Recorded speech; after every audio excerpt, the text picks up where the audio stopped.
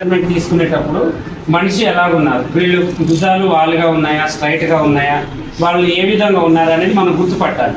ఎందుకంటే ఒక్కొక్కళ్ళకి ఒక్కొక్కలాగా మనం బాడీ మెజర్మెంట్ తీసుకోవాల్సి వస్తూ ఉంటుంది. అది ఫస్ట్ మనం చూసుకొని చేసుకోవాలన్నమాట. అంటే వీళ్ళ భుజాలు వాలుగా ఉన్నాయా, స్ట్రైట్గా ఉన్నాయా, లేకపోతే నెక్ డీప్ తొడుగుతున్నారా, వీళ్ళు హై నెక్ తొడుగుతున్నారా, వీటిని బట్టి మనం కొలతలు తీసుకోవాలి. ఇప్పుడు ఇది డీప్ నెక్, ఇప్పుడు ఈ సిస్టర్ వేసుకుంది డీప్ నెక్. అయితే ఇప్పుడు ఈ డీప్ నెక్కి మనం కొలతలు ఎలా తీసుకోవాలి అనేది ఉంటుంది, సరేనా.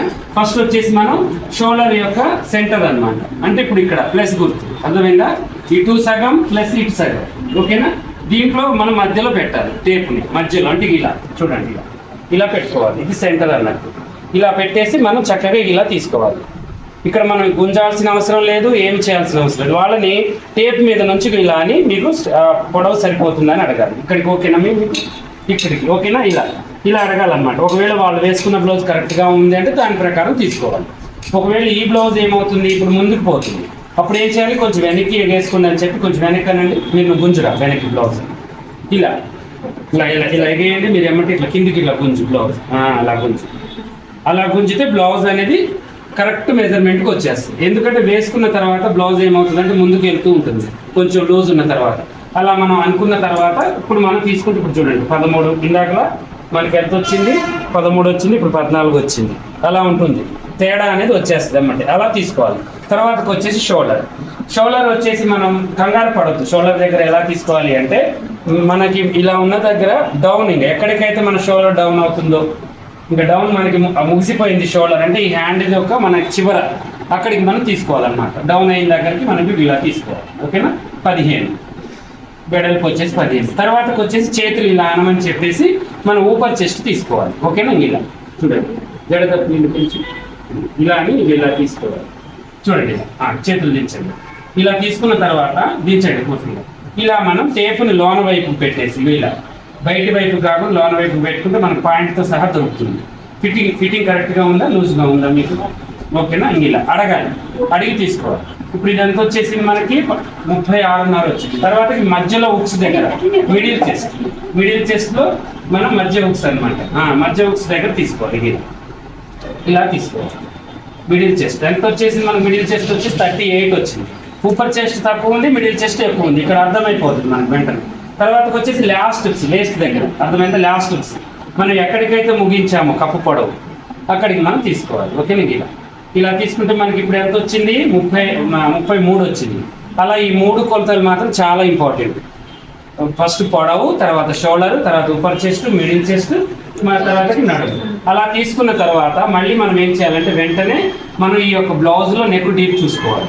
బ్యాక్ నెక్ డీప్ వచ్చేసి మనకి ఇలా తీసుకోవాలి, ఓకే. మీకు చూడండి 10 ఉంది, 10 క్రాస్గా తీసుకుంటే క్రాస్గా, స్ట్రైట్గా తీసుకుంటే స్ట్రైట్గా వచ్చేసి 9 ఉంది, క్రాస్గా అయితే 10.5 ఉంది. అలా మనం చూసుకుని అలాగే పెట్టాలి కటింగ్.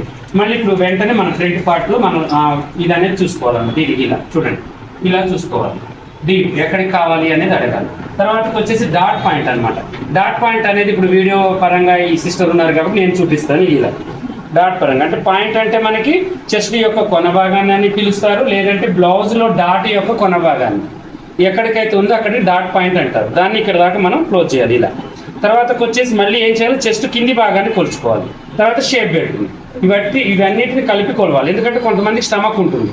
స్టమక్ ఉండడం వల్ల ఏమవుతుంది, మనం ఎక్కువ పొడవు పెట్టడం వల్ల బ్లౌజ్ పైకి ఎక్కేసి భుజాలన్నీ జారిపోవడం, లూజులు రావడం జరుగుతుంది. అదే కరెక్ట్ ఫిట్టింగ్ పెడితే మనకు తేడా అనేది రాదు. అలా కొలుచుకొని పెట్టుకోవాలి, ఓకేనా. అలా పెట్టేసిన తర్వాత ఇప్పుడు డాట్ పాయింట్, షేప్ బెల్ట్తో 3 కొలతలు మనం మైనస్ కానీ ప్లస్ గుర్తు కానీ వేసుకుంటూ మీరు మీ యొక్క ఎలా అయితే అర్థమవుతుందో ఆ లాంగ్వేజ్లో వేసుకోండి, సరేనా. వేసిన తర్వాతకు వచ్చేసి మనం హ్యాండ్ యొక్క పొడవు తీసుకోవాలి. చూడండి, హ్యాండ్ పొడవు వచ్చేసి ఇక్కడికి ఎల్బో కానీ, హాఫ్ కానీ, 3/4 కానీ, ఫుల్ కానీ ఏదైనా కూడా మనం ఇలా ఎక్కడికైతే మనం షోల్డర్ని డౌన్ చేసి వదిలేసామో ఆ డౌన్ నుంచి చేతిని మనం స్టార్ట్ చేసుకోవాలి, ఓకేనా. ఇలా చూసిన తర్వాత ఇక మీరు ఫుల్ కొలవాలన్నా, మీరు హాఫ్ కొలవాలన్నా, ఎల్బో కొలవాలన్నా, 3/4 కొలవాలన్నా, ఎక్కడికైతే మీరు టేపు కొలతని ముగించారో అక్కడే రింగును చూడాలి. ఈ హ్యాండ్ యొక్క రింగును చూడాలి. కొంచెం పైకి కిందికైనా టైట్ లూజ్లో వచ్చే అవకాశం ఉంటుంది, సరేనా. తర్వాతకు వచ్చేసి ఆర్మ్ హోల్ ఒక లూజ్ అనమాట. ఇలా చంక భాగాన్ని మనం ఇలా కొలుచుకోవాలి. ఎంత ఉంది, 18 ఉంది. ఈ 18 రాసుకోవాలి.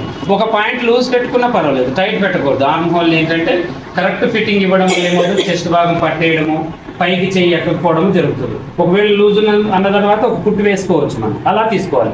తర్వాతకు వచ్చేసి మనం ఏం చేయాలి అంటే నెక్స్ట్ వచ్చేసి ఇక ఈ యొక్క వెడల్పు చూడండి, వీళ్ళు ఎంత తొడుగుతారు. కొంతమంది ఏంటంటే షోల్డర్ ఎక్కువగా తొడుగుతారు, కొంతమంది తక్కువగా తొడుగుతారు. ఈ వెడల్పును కూడా మనం కొలుచుకోవాలి. ఇప్పుడు ఇది ఎంత ఉంది, షోల్డర్ వెడల్పు వచ్చేసి 2.5 ఉంది.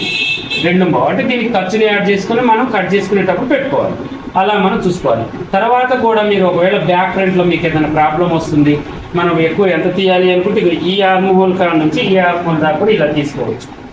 ఇలా నిలబెట్టి మనిషిని తీసుకుంటే మనం బ్యాక్ ఫ్రంట్ తీసేటప్పుడు కూడా మన ఫ్రంట్ భాగంలో దీన్ని సగానికి చేసి ఫ్రంట్ భాగం ఆర్మ్ హోల్కి 4 ఇంచులు కిందికి పెట్టి కూడా దీన్ని కొలిచి ఆ ఆర్మ్ హోల్ యొక్క కొలతలు తీయొచ్చు. అందాజు తీసినా సరిపోతుంది, ఏం కాదు. మీకు కరెక్ట్గా పర్ఫెక్ట్గా రావాలి అంటే అలా తీసుకుంటే సరిపోతుంది. ఓకేనా? ఇలాగే మనం అన్నీ కూడా కరెక్ట్గా తీసుకోవాలి. తర్వాత నెక్స్ట్ వీడియోలో వచ్చేసి మీకు మన డ్రెస్ కటింగ్కి మన కొలతలు ఎలా తీసుకోవాలని నేను చెప్తాను. మీకు ఇంట్రెస్ట్ ఉండి నేర్చుకోవాలి అనుకుంటే ఈ బ్యాచ్ తర్వాత మళ్ళీ ఇదే నెలలో 25వ తారీఖుకి కొత్త బ్యాచ్ రెడీ అవుతున్నారు. ఆల్రెడీ ఈ బ్యాచ్ అయిపోయింది అనమాట 7th, మళ్ళీ 8th బ్యాచ్ని మనం స్టార్ట్ చేస్తున్నాము. అందరూ రావాలి అనుకునే వాళ్ళు ఈ స్క్రీన్ మీద నెంబర్కి ఫోన్ చేసి రావచ్చు, ఆఫ్లైన్ అయినా ఆన్లైన్ అయినా. ఓకేనా?